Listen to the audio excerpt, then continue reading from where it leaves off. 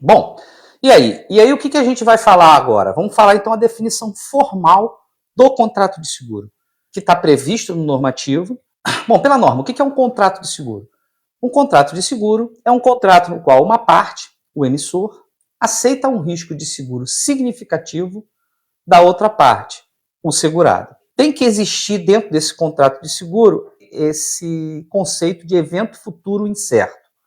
Se um evento futuro incerto específico, o evento segurado, afeta negativamente o segurado, então ele tem o direito de obter uma compensação do emissor com base no contrato.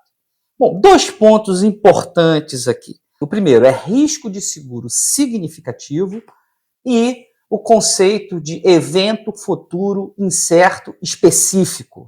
Esses dois conceitos, eles estão intimamente relacionados ao conceito que vem lá da teoria da utilidade de aversão ao risco. Historicamente, só existe o conceito de seguro em função da hipótese de aversão ao risco. Ou seja, tem um segurado que tem medo da perda de um determinado bem e ele quer garantir condições monetárias futuras, incerta, para ficar mais tranquilo. Então ele tem um conceito de aversão ao risco. Por outro lado, a seguradora tem também um conceito de aversão ao risco. Ela tem parâmetros define que ela aceita ou não um determinado contrato de seguro. Então, quando casa as duas aversões ao risco, existe essa operação de seguro. Então, é importante focar que esse conceito de riscos de seguro significativo e evento futuro incerto específico que afeta negativamente o segurado está intrinsecamente associado a esse conceito de aversão ao risco. Bom, como eu falei, a seguradora ela tem uma necessidade de estabelecer condições de contorno para ela aceitar aquele tipo de risco. Existem 3 princípios fundamentais para balizar a seguradora de como ela vai avaliar a relação que ela quer fazer do contrato de seguro. São 3 princípios.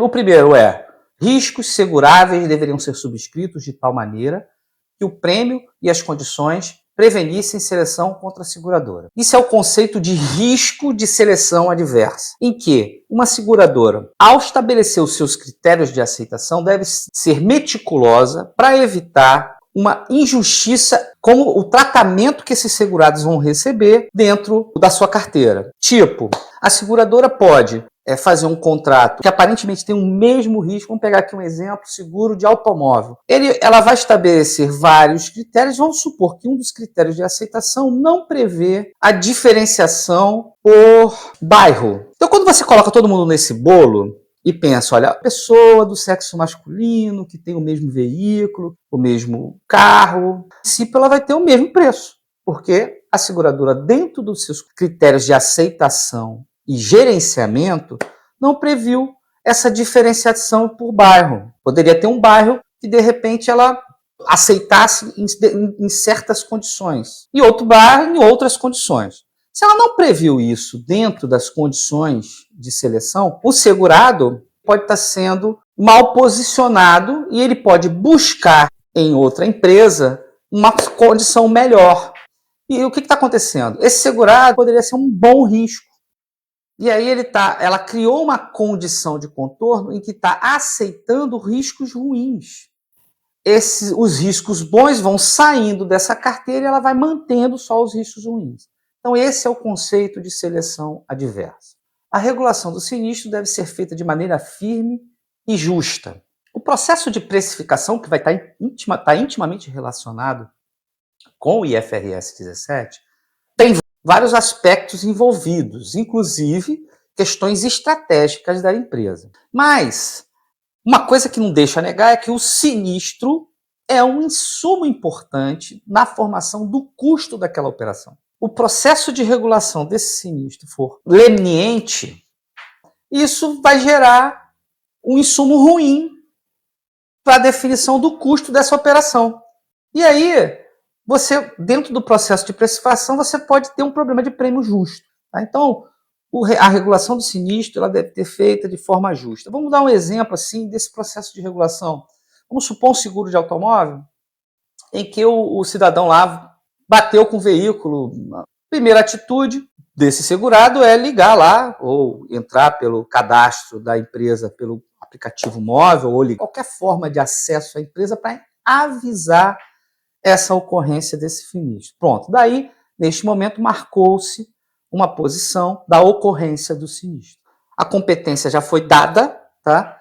E aí, a partir dessa ocorrência, a seguradora começa o processo de regulação desse sinistro. O primeiro passo, a seguradora informa uma lista de lugares em que o segurado vai levar o veículo, um centro automotivo da seguradora chega lá, informa o número que é dado, o regulador, a pessoa que está lá, tira foto e tem um sisteminha, já vai automaticamente gerando um custo estimado para aquele sinistro. Gerou esse custo estimado para aquele sinistro, o carro vai levado a um mecânico credenciado da empresa, o mecânico faz uma segunda avaliação, começa o processo de recuperação daquele sinistro e o mecânico começa uma segunda avaliação.